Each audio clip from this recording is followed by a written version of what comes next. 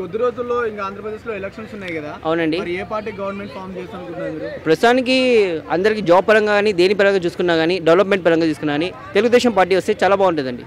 ఎందుకు వైసీపీని వద్దనుకుంటున్నారు మీరు? వైసీపీ 5 సంవత్సరాలు జరిగిన దాంట్లో ఏ జాబ్ కూడా సరిగ్గా మాకు రాలేదు. ఏసీ సచివాలయం జాబ్స్, వాలంటీర్ జాబ్స్ తప్ప మిగతా జాబ్స్ ఏమీ సరిగ్గా రాలేదండి. మరి 2,50,000 పైగా ఉద్యోగాలు ఇచ్చామని చెప్తున్నారు. అది అయితే మాకు తెలియదండి.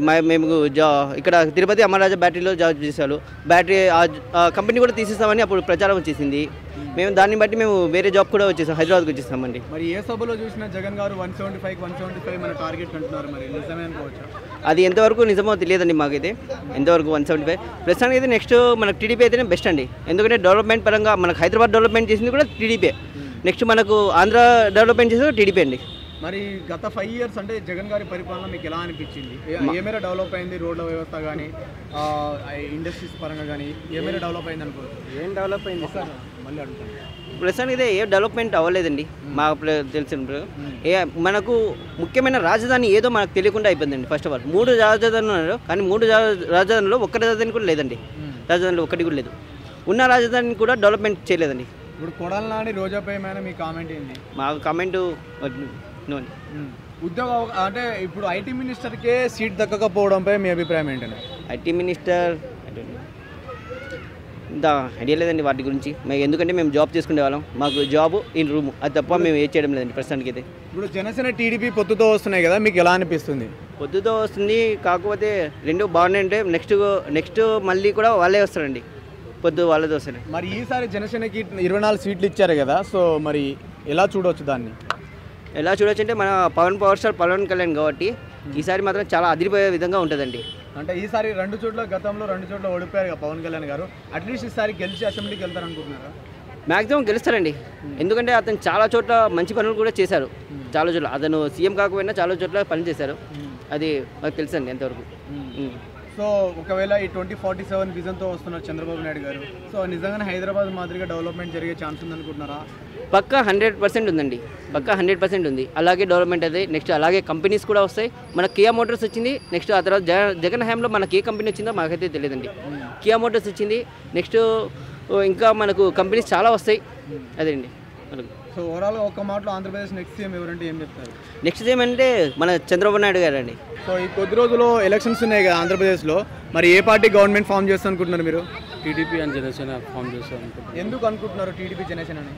ఎందుకంటే ఆల్రెడీ వైఎస్ఆర్ని ఒకసారి అంటే గెలిపించారు. ఈసారి వాళ్ళిద్దరూ ఫామ్ అయ్యి మరి ఏమైనా కొత్తగా ఏమైనా చేస్తారని అనుకుంటున్నాను. మరి ఈ 5 ఇయర్స్ పరిపాలన జగన్ గారిది మీకు ఎలా అనిపించింది? Yeah good, but only coming to ఇది ఓన్లీ స్కూల్స్ అవి డెవలప్మెంట్ చేసినారు. ఇంకా మిగతా ఇన్ఫ్రాస్ట్రక్చర్ కానీ ఇంకా వేరేది ఏది ఇంకా డెవలప్ అవ్వాలని చెప్పి అనుకుంటున్నాను.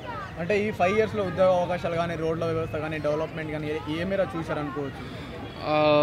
లైక్ ఇంకా బెటర్మెంట్ చేయొచ్చు అని భావిస్తుంది. అయినాయి, కాకపోతే ఇంకా బెటర్ చేయొచ్చేమో అని చెప్పి. సో గతంలో చంద్రబాబు నాయుడు గారి పరిపాలన చూశారు, ఈసారి జగన్మోహన్ రెడ్డి గారి పరిపాలన చూశారు. ఎవరు హామీలను కరెక్ట్గా నెరవేర్చారు? వారిద్దరి మధ్య తేడా ఏంటి? వాళ్ళిద్దరి మధ్యలో తేడా అంటే ఇప్పుడు స్టార్టింగ్లో ఫార్మేషన్ అయిన తర్వాత కొద్దిగా టైం తీసుకుంటుంది అఫ్కోర్స్. ఆ టైంలో ఆయనకి సరిపోలేదని నేను భావిస్తున్నాను. ఇప్పుడు టైం ఇస్తే మనం బెటర్ చేయొచ్చాము. ఈవెన్ ఇద్దరికి కూడా సేమ్ అదే. ఇప్పుడు వైఎస్ షర్మిల కాంగ్రెస్లో చేరి అన్నపై విమర్శలు చేస్తున్నారు కదా, సో దాని మీద మీ అభిప్రాయం ఏంటి? లైక్ వాళ్ళది అంటే కరెక్ట్ లేదు అండ్ అది రాంగ్ అని అనుకుంటున్నాను నేను. నా ప్రకారం అతను పార్టీ బ్రదర్ కాకుండా సైడ్కి వెళ్ళి చేయడం కరెక్ట్ కాదు. కేవలం పవన్ కళ్యాణ్ గారు 24 సీట్లకే పరిమితం అవ్వటాన్ని మీరు ఎలా చూస్తారు?